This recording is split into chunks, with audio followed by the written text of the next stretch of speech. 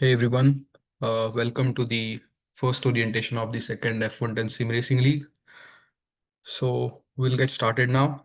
We'll of course let others join in as they come, and the recordings will be made available later for reviewing as well as anyone who has missed the orientation live. So we would like to give a huge shout out to the complete organizing team. While Chinmay and I will be doing most of the talking today, it wouldn't have been possible uh, other than these guys who came together and made this competition possible. So just wanted to acknowledge their efforts. Uh, some of the things to begin with, how and where can the organizers and the competitors communicate with each other? Well, first of all, you have the competition website, which will be updated with any announcements or results, etc. And that's the place for participants to view, for example, the different announcements or results. Then, of course, there is the Slack workspace, which we highly encourage all the team members who are participating to join. This is a place where you can directly ask questions, not just to us as organizers, but even each other if you are facing any technical issues or difficulties. And that way, this community in general can grow by helping each other out.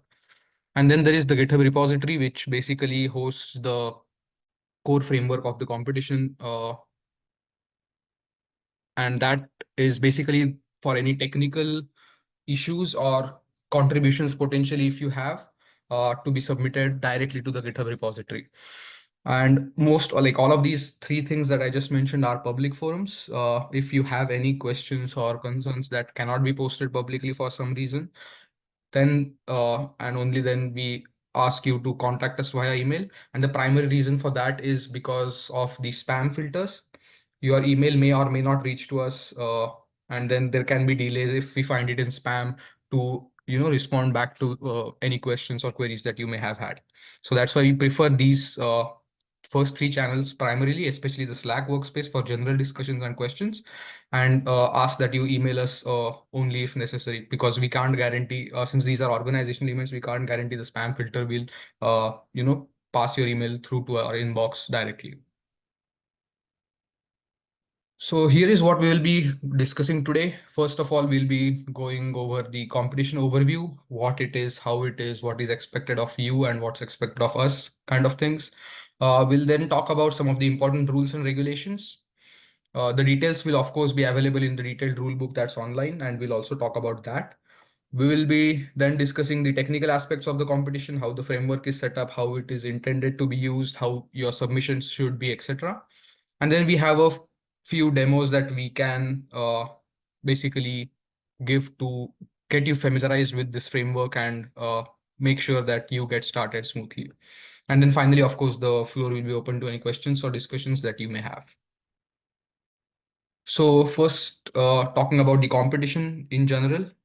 So this is going to be the 22nd F110th Autonomous Grand Prix. That's the umbrella of the competition, and there is going to be two things. One is the Physical Racing League, which will happen in person at CDC in Milan. There will be physical F110 race cars and race tracks, and the format for the race would be a time trial for qualification, followed by a head-to-head autonomous racing. And if you are interested in the Physical Racing League, in fact, here is a QR code, or you can, after the slides are made available, just click to make sure that you go to the right website to register yourself. I think the registration deadline is passed, but yeah, you can basically get to know more about the Physical Racing League. But what we are here today to discuss more is about the Sim Racing League, where the competition is going to be completely virtual, in that you don't necessarily have to be at CDC to participate in the Sim Racing League. And that's kind of one of the reasons why the Sim Racing League has been made available, to now promote global participation without hindrance of the conferences travel. But we, of course, highly encourage all the teams to be there at the conference if at all possible, so that A, you can view or participate in the Physical Racing League, you can brag about your Sim Racing League performance, and more importantly, you can just connect with the broader community of F110 and Auto Drive ecosystem. So about the simulation racing league, of course, the vehicles and the racetracks are going to be virtual and provided within a standard simulation format. Most of you have already started using or testing out those. And the race format is going to be time attack racing, where each competitor will be put on the racetrack without any head-to-head cars. And the fastest time to complete the lap for 10 different laps will be considered to give an aggregate score of the average lap time and other metrics that will be used to score the overall ranking of all the participants. So this is what the competition layout looks like. You guys have already registered for the competition, and today we are at online orientation 1. There's going to be another online orientation which will basically cover some of the things that are going to be covered today, as well as some things that may be updated from now to the date where we are hosting the second online orientation. And more importantly, it's meant for any technical difficulties that some of you may have been facing, to kind of update either the competition framework if possible, but more importantly, to have you guys more smoothly get accustomed to the competition framework and guide you through that technical aspects. Then we will have the qualification round, which is intended to be a safety bracket, for example, if you may, where we will be considering the successful completion of 10 laps around the provided practice track. That's the one that comes with the practice version of the simulator. And the idea is to now be able to complete 10 successful laps around the practice track. It's actually 12 laps, but I'll come to that later. So those 10 laps will have to be, they can be slow. You need not be very fast to qualify, but the idea is that you should be safe in that you cannot collide more than 10 number of times across the 10 total laps. After that, we will have the competition track prepared and released, which would be different than the practice race track that's going to be provided since the beginning of the competition. And the idea is that you should, from now itself, think about your algorithms to be adaptable and robust to changing tracks and different features of the racetracks that are possible. And there is a small thing here mentioned that this track may be replicated in the physical racing league as well, which basically means that you can already start virtually prototyping your algorithms ahead of time for the physical race, in case you're participating both in sim racing as well as physical racing leagues.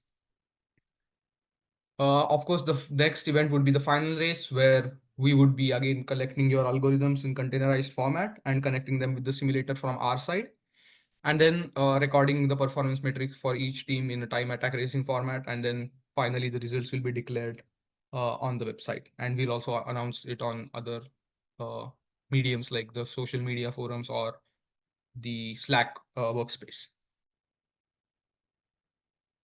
Coming to the timeline, these were the different events that I just described. So today we are at the first online orientation. On November 20th, tentatively is scheduled the second online orientation. The date may change a little bit based on our availability, as well as if teams have requests that they would like to push it up by a day or two. But yeah, of course, keep checking the website for the latest time and date. The qualification round for submissions will be accepted from till November 30th. We will be releasing a secure form soon, and I'll talk about how the submissions are to be made. And by December 1st, tentatively we are, or 2nd, we are tentatively planning to run all your submissions and then declare the results for the qualification round. Followed by that, on December 6th, we are planning to release the final track for the competition, and then December 7th and 8th would be the final race. uh, Given the time and the kind of efforts that teams are putting, there may be a change on how early or late we release the competition track, because ideally the goal is to make sure that your algorithms are robust, but at the same time, it shouldn't be too hard for newcomers. So kind of finding a sweet spot between that would be the idea of the uh, release date for the competition track. Then the final race is scheduled to be submitted by December 7th, and then we'll be running your submissions on December 7th and 8th, and then finally declaring the competition results hopefully by December 9th. Again, these dates may change a little bit based on how many submissions we receive, how many uh, time we have to, how many times we have to run the submissions, how much time is required for other logistics of the competition, etc. But they will be updated in case of any changes on the website. So here are a few resources that are made available for the competition. And again, there is a different section in the demo piece that we will be going through, where we'll be guiding you through all the different resources that are made available. But here is just a glimpse of the resources tab in the website, where you have got the competition documents. These are like quite important things for your to keep at your fingertips for the competition. First of all, the rules. We of course expect all the participants to be uh, thorough with the rules of the competition. And then the second thing is the technical guide, which basically provides the documentation of how the competition framework is set up and to be used. We have got different Docker containers already in place with base simulator and dev kit images and these have different versions. So let me spend a little time on explaining what the versions are. The exploration is version where you don't have any racetrack, and that's meant for basically driving the F110 on a flat concrete ground for any system identification or any other kind of experiments, data collection, whatever you want to do. The practice is basically meant for the practice track, which is the digital twin of the Porto racetrack from an actual physical F110 competition some time ago. And the compete tags, as you see, are currently unreleased yet. And those are meant to be the final competition racetrack, which will be used for the final phase of the competition. Same goes with the local resources, where you have local executables of the simulator as well as local instance of the AutoDrive dev kit for ROS2 package, where you have again similar tags for explore, practice, and compete. The explore and practice are already released, and you can just click on these links to download them. And the competition version will be released, as I mentioned, closer to the final race. And then, of course, there is the online orientation resources where you will be provided with the recordings and slides for both the first, that is today's, and the second online orientation, so that you can review it again and again, how many ever times as you want. So let's now talk about some of the rules and regulations of the competition. So we'll be going through general guidelines, followed by some competition specific guidelines, and then finally submission guidelines. The competition rules are online, made available online as a web page. And here is just a quick link that can take you basically to that web page, or you can basically go from the resources tab that I just talked about in the earlier slide. So one of the thing is that the rules are subject to change while we try our best to concretize these rules for any specific version of the competition deployment. It We kind of ask the participants to be flexible in that, or at least try to understand that there may be certain situations where the amendments or addition of new rules may be required, and that the organizers reserve the right to change any of the rules and or add any of the new rules in such cases. Of course, if there are any amendments or any additions to the rules, we will of course make sure that they are abided by all the participants, not specific participants, and more importantly, be that they are announced on different forums and channels so that you are aware of the changed and updated rules. The second thing is about the submission ethicalness. So we of course expect that this being an international competition and in the professional setting, that all the participants use ethical means of developing and submitting their submissions for the competition, and any submissions that are deemed unfit or unethical due to say over exploitation of the competition framework or plagiarism, etc., can be marked and flagged accordingly, and there will be disqualification or other consequences for those teams. And finally, as with any competition, the race referee's decisions will be final. But in extreme cases, we do accept rebuttals with supporting evidence, of course, that you may have, and that can basically overrule any decisions that were put in the first place. But like these cases are, as I said, in extreme cases, that is, these would be handled at will, and it's of course not encouraged to keep bugging the referees for small things. So based on the previous deployment of the sim racing competition, for changes of any rules or rebuttals and things like that, we never encountered these things, which basically, at least from our experience, says that these occurrences are very rare. So it's nothing to worry about. It's just stated for your information. And for things regarding submission ethics and other things, one of the things that we would like to clearly highlight here is that open source uh, development and open source contributions are very well encouraged, and there is no need to worry too much about these aspects as long as you are acknowledging the licensing agreements and other aspects of these open source uh, efforts that are probably pursued by someone else, and you're just the end users of those algorithms, for example. So it's nothing to worry about. It's just stated for your information. So about the general guidelines, let's first talk about the eligibility criteria.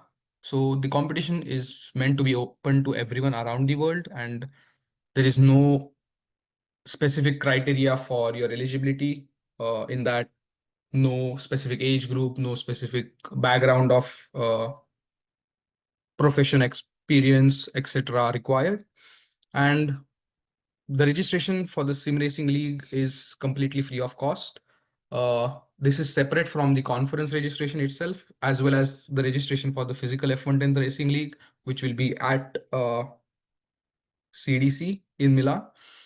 So just wanted to clarify the three different registrations.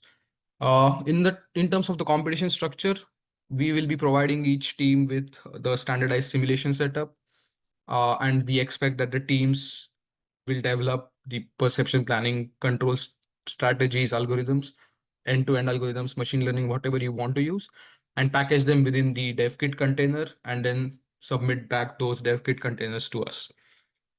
In terms of the competition timeline, as I highlighted earlier, there will be two phases. First would be a qualification race with the practice track, and then the final competition would be a time attack race with a different track that will be released only closer to the competition deadline. The time attack race would be, of course, for the teams that have qualified after the qualification round.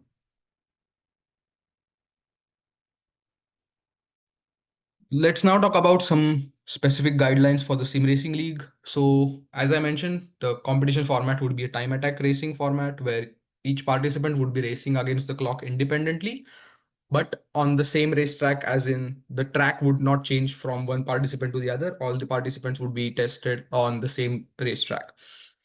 And here is what I meant about the 12 laps. So although most of the places in documentation or rules, you would find the number 10 for both qualification as well as final race.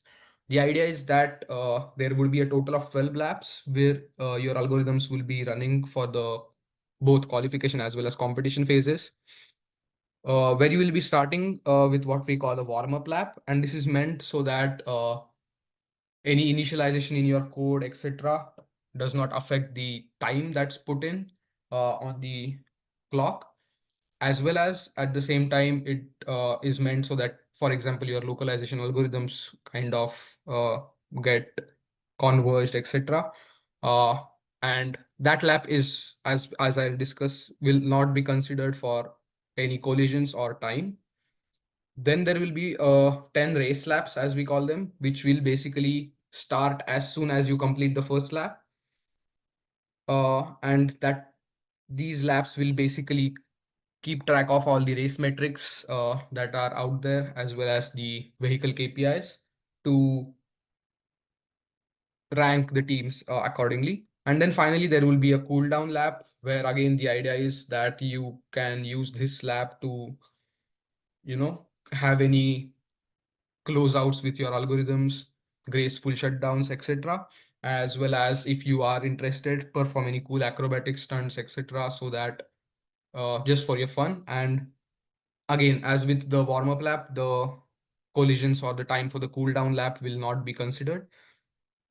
So the evaluation criteria is at its core very simple. You have to minimize the total race time that you put out there. But in cases that, say, for example, two teams have almost identical or exactly the same race times for the 10 laps, 10 race laps, we would be, of course, considering other metrics like the best lap time or others uh, as a tiebreaker. About collisions, each collision will incur a penalty of 10 seconds. And that basically means that first collision, you will be added a penalty of 10 seconds. Second, you will have 20-second penalty. Third one, you will be down with a 30-second penalty and so on. And the maximum number of collisions permissible for any race, that is either qualification or the competition round, is 10 across all the 10 race laps in the middle, beyond which the team will be disqualified automatically. So just keep this in mind.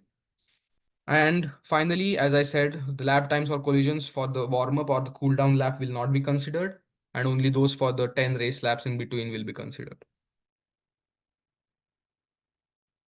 So let's talk now about the submission process. So the first and foremost, and this is very important, is that you will have to containerize your algorithms and make sure that those containers are self-sustainable.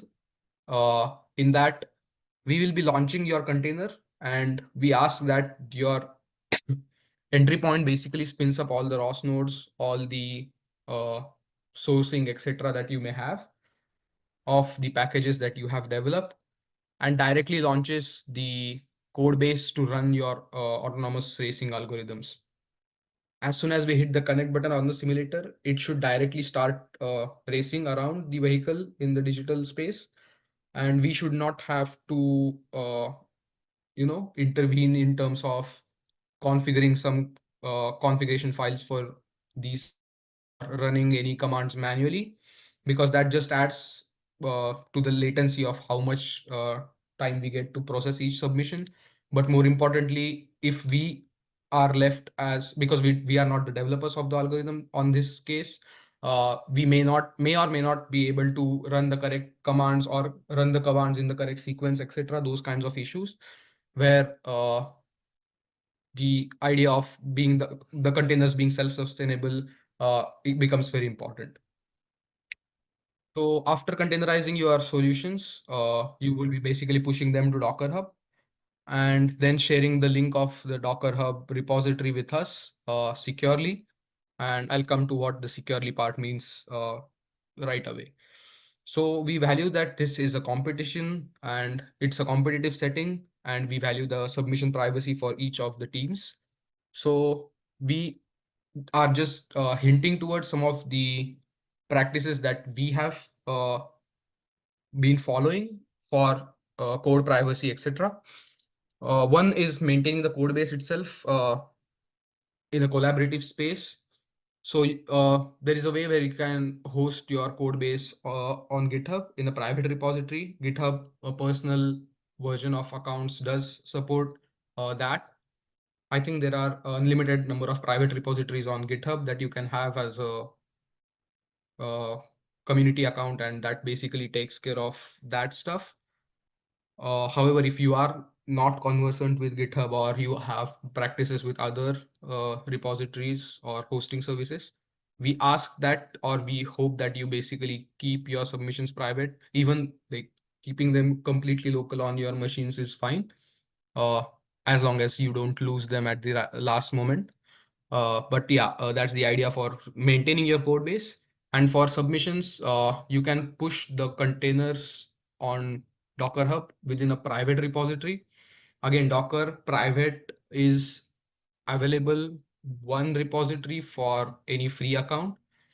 That basically means if you already have a Docker Hub account with a private repository, you don't necessarily get a free private repository again. So what we suggest in those cases is you create a new Docker Hub account specifically for this competition. or otherwise, and then basically have that additional private repository to be maintained as your uh, Docker Hub repository for the containers of your submissions for the competition. But after these two things, I would like to say that after the competition, we highly encourage all the teams to publish their source code, Docker images, other race data. If you have any other reports or papers coming out publicly, so that others in the community basically grow from your contributions, and more importantly be your contributions are valued in terms of the feedback or the citations that you receive afterwards. So this is again after the competition, not during the competition. So Chinmay will now talk about the different technical aspects of the competition framework. Let us now go over the technical aspects. First and foremost, um, for those who of you may not have seen how the competition framework looks, or how this sim racing league or simulated F110th racing uh, in general looks like, here is a glimpse of the F110 digital twin in action. This is something that you will be working on for the next few days or weeks to optimize your algorithms to make your vehicles go as fast as they can uh, in such an exemplar track. So, as a matter of fact, this particular track is the practice track that has been released for the teams, and there will be a different track for the final phase of the competition, which is going to be released a few days ahead of the final race itself.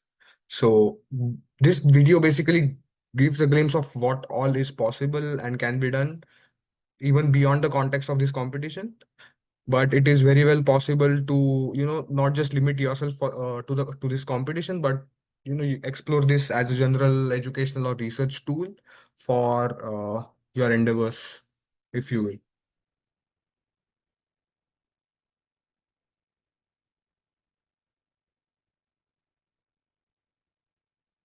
So here is a glimpse of potentially training reinforcement learning algorithms by parallelizing and those kinds of interesting contemporary things. Again, all of this is not necessarily released in the context of the competition framework, but most of this that you see here is still possible with the competition framework as well. So again, a small highlight here is that there are multiple releases and versions of AutoDrive Simulator and AutoDrive DevKit out there. There are also different variants of AutoDrive Simulator and DevKit for F110 specifically, and even in the context of AutoWare, for example. But those are very different from the competition framework, and please don't get them confused with the competition framework, and stick to the competition website resources for uh, downloading and using the competition framework. But please feel free to explore these other resources if you want as well. That being said, now let us move to the technical guide. So as Tanmay highlighted earlier during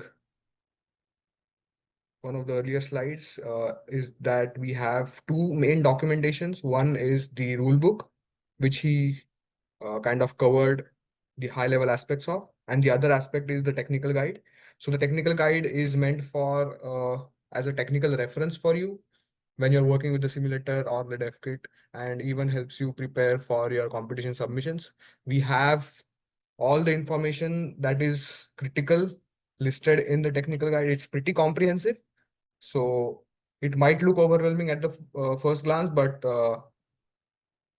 please do spend some time exploring the technical guide so that you are familiar with what the framework is capable of, and what your limitations or capabilities as a participant are. And then we also have detailed guidelines and troubleshooting tips as well included there that can help you with preparation and submission of your solutions. So one thing that we would like to highlight here is that it is expected that at least as a team, not particularly an individual, but at least as a team, you have a collective background in terms of things like software development, different programming constructs and languages.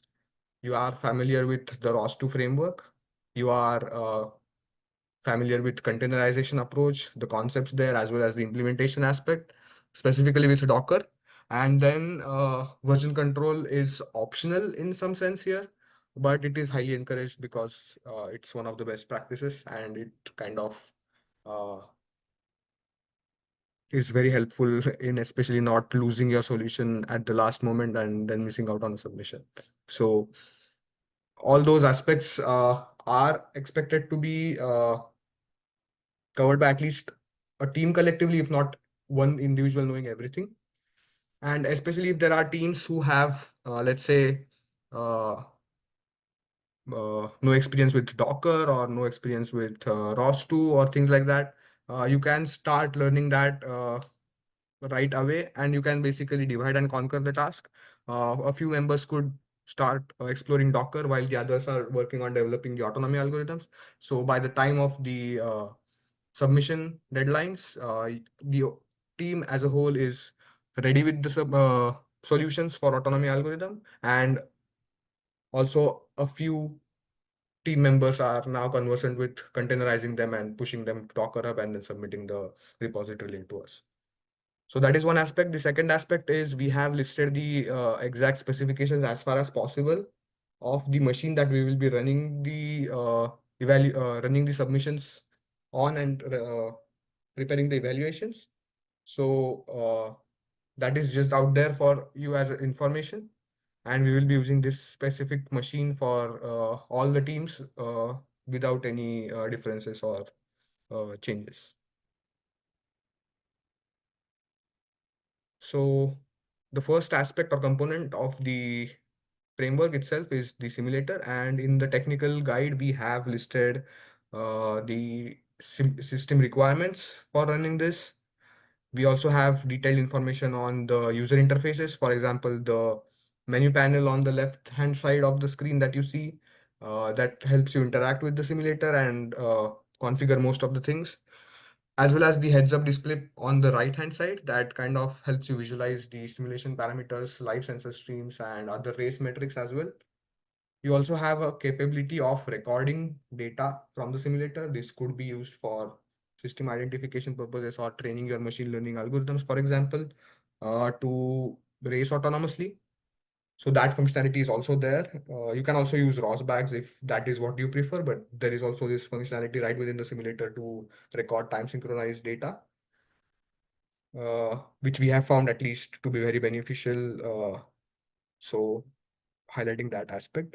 Then we have detailed information on vehicle, all the different rigid body transforms, as well as dynamic transforms, and how and where they are located and how they are updated, etc. We have information on vehicle dynamics aspects if you want to use model-based algorithms. We have some information on sensor physics, how the sensor simulations are performed and how are the sensor streams updated, in case you want to use that or some of that information for within your perception algorithms for state estimation. And then we have information on the environment as well. The different transforms again applicable to the environment, the size and structure of the racetrack, as well as the designs and features that are expected. Again, the practice track is released ahead of time for you to explore and practice, but the competition track and what sort of designs and features and size and structure it would contain are all documented in the technical guide. The second aspect is AutoDrive Dev Kit. Again, similar to the simulator, we have system requirements highlighted here as well. We also have highlighted the package structure. So the baseline package that is called AutoDrive F1TENTH. All the package structure and contents are detailed in the documentation. And what we expect you as teams is to create your own team package within the workspace. Source it yourself, as Tanmay was highlighting, to be self-sufficient. So you need to source your package. Any other dependencies that you need must be installed in the container that you submit to us. All the scripts, launch files, code base, etc., whatever it is, needs to be in place and executable from within the container directly. So by what I mean by that exactly is, uh, as you would explore the devkit container, you would find the entry point script within the container. Again, all of these details are in the documentation, so you need not worry about this too much, but just as an information, the entry point script is what you should modify to source all the workspaces and things that you need. Uh, the dependencies again would be installed by you, for example, using a Docker file. When you create the containers, then you would also use the entry point for launching all the launch files or running any scripts that you need to do in exact sequence that you need. So once we run your containers, the expectation is that we run your container, your solution starts running, then we interface it with the simulator, and the car should start running autonomously. What we will do is we will be starting a new bash session from your container. So please do not use bash rc to run or execute or any of the launch files or scripts. And the main reason for that is once we start a new bash session, it will again start to do that. So that has happened in the past. So that is why I'm stressing on this. Please use the entry point and not the bash RC, so that we can automatically run your submissions and start a bash session and then record all the data as well. So coming to the data streams, all the different topics, the types, message definitions, and the access restrictions have been highlighted in the documentation uh, for you to look at. It's pretty straightforward, no source of confusion as far as we can tell from our previous deployment experience, but just highlighting that fact as well. Just a small thing about the access. We have had some teams ask about the IPS or indoor positioning system topic because it has been marked as both input and access restricted. Uh, the idea for that is basically you can use such topics to, for example, train offline algorithms or for debugging purposes as input modalities. But what they are restricted off is the live deployment or the runtime when your competition submissions are running. That is when they should not be subscribed to actively. So that's just a clarification for those of you who may still have this doubt.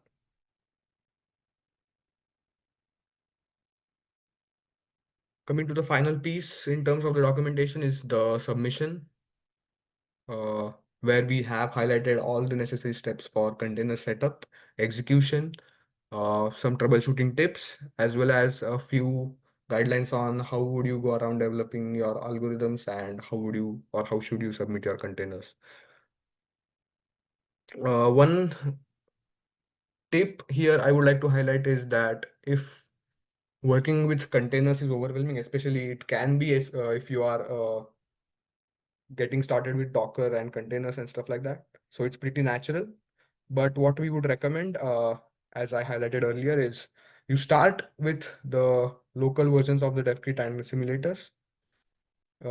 You develop your algorithms and then worry about containerizing them later. Again, worrying later is just a suggestion here. And by that, what I mean exactly is that you don't need to wait till the last minute, because again, containerization takes its own time. It's not a very straightforward process for people who are not experienced in that.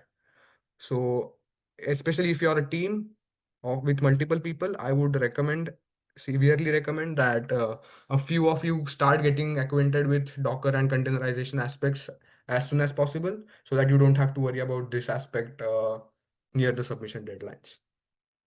What you see as a graphic on the slide is the framework or the way this is going to happen, the competition is going to take place basically. So as I was highlighting, we would be running the simulator container image from our side. And again, you have been provided with the same image to run on your side as well for testing and validating. Uh, we will be running the devkit container image that would be provided by you as a submission to us. This image should contain the baseline Autodrive F1TENTH roster package that contains the Autodrive API for interacting with the simulator, as well as your own package or multiple packages if you want within the same workspace to now make your vehicle run autonomously. So that is the general expectation in terms of the uh, submissions that would happen, and then this would be the overall framework for you to develop your algorithms and for us to deploy and validate them. We do understand that not all teams would have access to the same computational resources. So we have put a few things in place for your convenience. One is a distributed computing mode where you can now run the simulator and DevKit on different computers. Uh, I would recommend running the simulator on a relatively better computer amongst the two that you may have. You can also choose to run the DevKit on actual physical F110th vehicle onboard computer like a Jetson Xavier NX or newer Origin series products that they have. That way you can also see the latencies and potentially also use the same algorithms on your physical F110 cars. That's just a suggestion. But that is also possible in terms of DevKit. So one thing or the only one requirement truly here is that both of these computers or compute nodes, if you may, should be connected via a common network.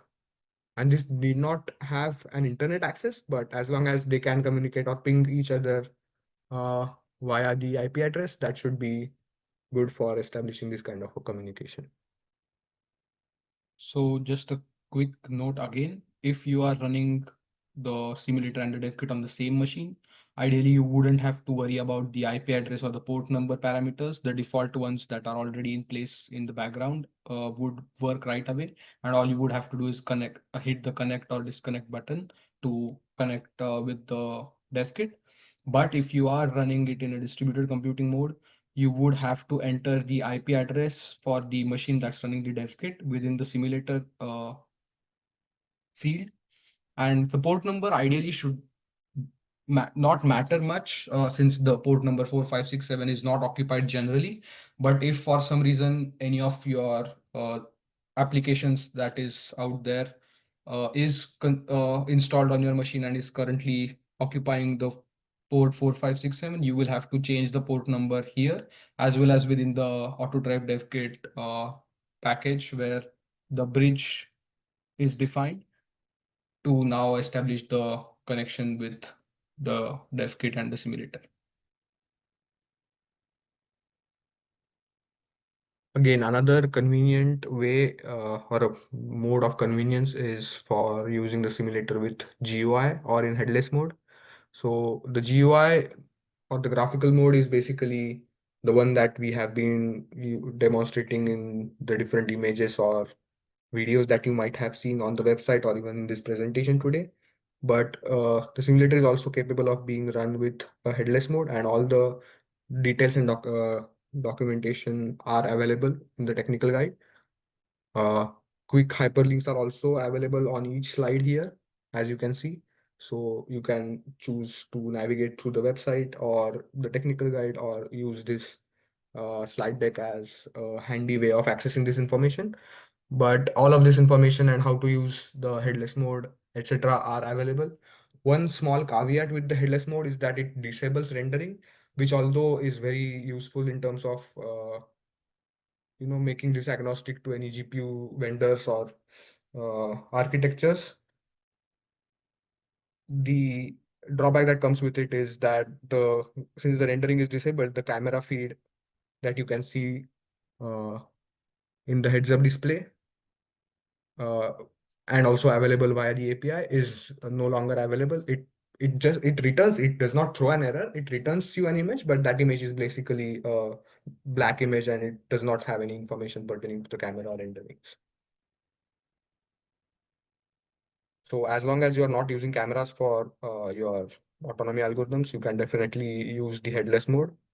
I'm assuming in case the computational burden seems to be high for algorithm development anyway, you would not resort to camera-based image processing algorithms, but just a general indication that this is possible, but it comes with its own limitation.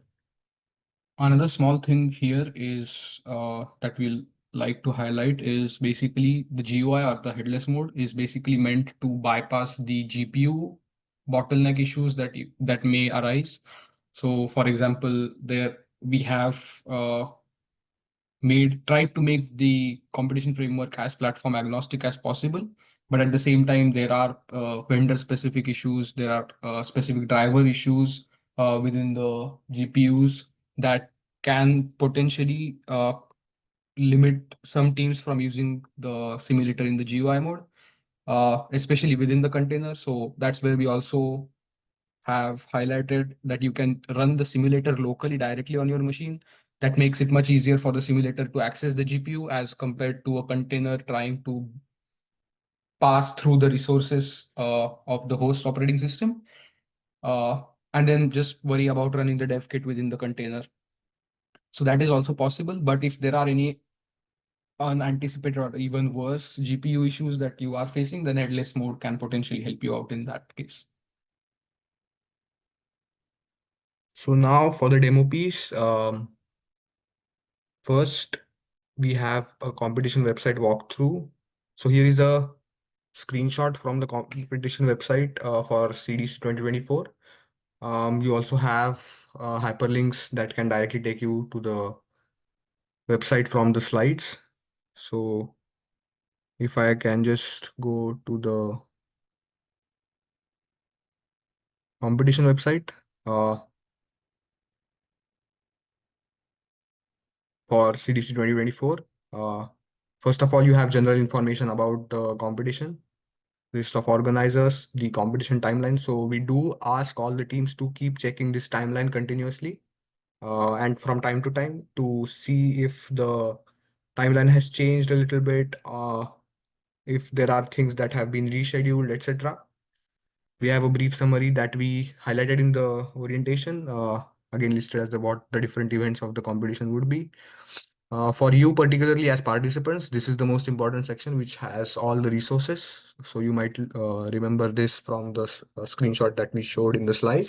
So you have the rule book handy, the technical guide, the different container images for the simulator as well as DevKit, local resources as well as the orientation resources.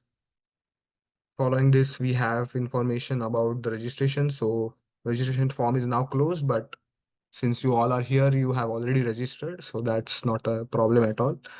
We do have around 51 teams that have registered for this competition. And in terms of submission, we will be shortly releasing forms for phase one, where you can, similar to the registration, you can basically put in your details and then the link to your Docker Hub repository, so that it is basically you don't have to announce it or share the information on Slack workspace or any public forum where others can see it. It would be just sent to us directly as organizers. And then similarly for the teams that qualify from phase one would be submitting their final solutions for the final racetrack for using a similar form for phase two. And this is the section where the results from phase one and phase two would be released. So yeah, do keep checking the competition website for any updates in general. Also, the rule books and technical guide may be updated if necessary. Again, this is highly unlikely, but if necessary. So we will also make sure that we announce these things on Slack workspace and others so that you are aware about these updates. But do keep checking these resources and website in general to stay updated regarding the competition. One last thing, if you are uh, interested in what the overall competition framework looks like or the competition deployment looks like, we already recently concluded the IROS competition. So everything on this web page basically will talk about how things went about and also some of the results that are already published for the IROS competition. Another small thing that you can also use potentially is the competition track for the IROS competition within the resources section, and that can be your second track for practice now, where the practice track is the same that the practice track for CDC has been provided with, but the competition track for IROS would be now a different track that you can potentially test your algorithms or even get a slight head start in terms of having flexibly developing the algorithms or validating them robustly. So just a suggestion. And of course, do expect the competition track for CDC to be different than the competition track for IRS.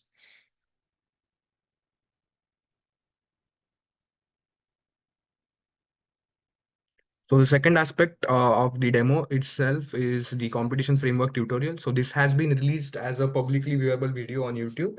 So you can review it as many times as you want. Here we basically go through how you would go about downloading the containers and working with them for both the simulator as well as the dev kit in a step-by-step manner. And it basically covers all the baseline details that are necessary for you to get started with the framework. We have tried to keep this video short, but cover all the important aspects so that it's not a very long video where we kind of, end up being very boring, but uh, a short and engaging but very informative video that you can refer to in case you have not basically got your hands on with the competition framework already. So this is the important resource for you out there. At the same time, we have the recordings of the previous orientation sessions as well. So similar to the racetrack that can be used from the IROS deployments for practice. Another thing that is also possible is to review the orientation resources. There are not many changes, or technically there are no changes, at least as of now. Uh, with respect to the competition, the way it was deployed for IROS 2024 and the way it's going to be deployed for CDC 2024. So you can keep referring to those as well. So there might be a few things that we covered during those orientation sessions, which we did not hear reiterated upon, or there might be new things that, of course, we covered here that would not have been covered back at the time. So you can feel free to check out those resources as well if you are interested. With that being said, I think uh, that essentially concludes the demo piece. Here are a few resources to check out the AutoDrive ecosystem in general, if you are interested. Um, Again, the website or the GitHub repositories and the different releases, let them not confuse you. The specific resources for the competition are available on the competition websites. All the other resources that you might see online are there, but not for the competition. You can feel free to explore them anyway or use them in academic or research settings. That's perfectly fine, but please don't confuse them with the competition resources. So with that, let me thank everyone here for your time, and we can have a few questions. So in the chat, I see one question already. Could you clarify the number of ticks to wheel turn ratio? The technical docs say 16 pulses per revolution, but it seems pretty inconsistent. So yes, the main thing for the inconsistency is the wheel slip. So we have modeled the wheel slip as well. It's not a kinematically pure rolling model for the vehicle dynamics. But more importantly, there is a gear ratio that basically multiplies with the 16 pulses per revolution. So it is assumed. So basically, the physical F110 vehicle does not have an encoder. It is a simulated sensor. And the way it is simulated is that it is assumed to be connected to the motor shaft and not the wheels. And that way, your motor will have more number of turns based on the transmission, as the transmission basically shifts down the RPM to convert it into more torque. And that's why you will have to multiply the 16 ppr with the gear ratio to get the final ticks per revolution for the wheel rotation. Hope that clarifies your question. The second question again is, can the simulator and dev kit run on Intel Iris graphics on a Linux system? Yes, ideally they can. If you are trying to run the containers, ideally it should work. If it does not, as I mentioned in the slides, you can always try to run the simulator locally, meaning the local version of the Linux standalone executable, and then use the container only for the dev kit. And the interface pretty well with each other. So you don't have to worry about those communication issues. Next question is, what is the version of ROS we have to use? So yes, that's a very important and good question. As of now, we were hoping to have ported the competition framework for from ROS to Foxy to ROS to Humble. So the latest releases that you would see on the Docker Hub as well as the local resources for the dev kit are for ROS to Humble, which is the latest LTS version of ROS. But we do have observed some memory leak issues that have worsened with ROS to Humble specifically. So we may roll back to ROS to Foxy for this competition iteration, but we will announce that because we are still working on trying to fix that. If we find a potential solution before, we will continue with Humble. But if not, we will roll back to Foxy so that you are not affected by the performance issues. What transforms can be used during the competition? So again, transforms are meant to be a debugging only or restricted kind of information. You cannot directly access transform, for example, localizing the vehicle. You can just use that information, for example, in terms of defining some static transforms or calculations that you might need to for uh, doing certain computations in your algorithms, but you certainly cannot use the transform information during runtime for localization or other reasons. The gear ratio, is it documented somewhere? Yes, in the technical guide, if you go to the actuator parameters, I think it should be defined there. Uh, and that should basically help you now compute the final count for wheel rotation and the ticks for the encoders. I'm assuming this is the same question in relation to the previous one for the encoder. And also assuming that this is meant for odometry estimation from uh, wheel encoders. Again, I would like to reiterate and highlight that the wheel slips have also been modeled in the simulator, lateral as well as longitudinal slips. So it is not a purely kinematic behavior that the vehicle is undergoing. It is tried to be replicated as close to the real world as possible. So we have characterized this simulated vehicle based on the real F110 vehicle that we have in our lab. We have run a few tests on it with a polished concrete floor, and that has been replicated in the simulator. So all the like lateral and longitudinal slip that the vehicle undergoes, all of that has been characterized. So the pure rolling constraint is basically violated, and the realistic dynamic behavior of the vehicle has been replicated in the simulator. So you may not experience or you may not observe the ticks to progress or increase as you would expect them to in the kinematic behavior, but you can still use some sort of estimation techniques to basically uh, estimate your odometry information. Okay, there is one more question now. Does running the simulator on low FPS have any effect on working of the code? So the short answer is no. And the reason is that we have set up the simulator in such a way that the frame rate and the physics time step update do not affect each other. But this might lead to communication latencies, especially between the simulator and devkit, because that would be a limitation of your computational resource and not particularly the simulator or the devkit. So that is a small possibility of challenge. But apart from that, the simulation behavior or the vehicle behavior should not affect at all. And the reason I am iterating on this is because once you submit your solutions to us, we will be running them on the same standardized computational hardware that we have. So even if you are facing any small challenges that are not too uh, difficult, you don't need to worry about your solutions running in real time when you submit them.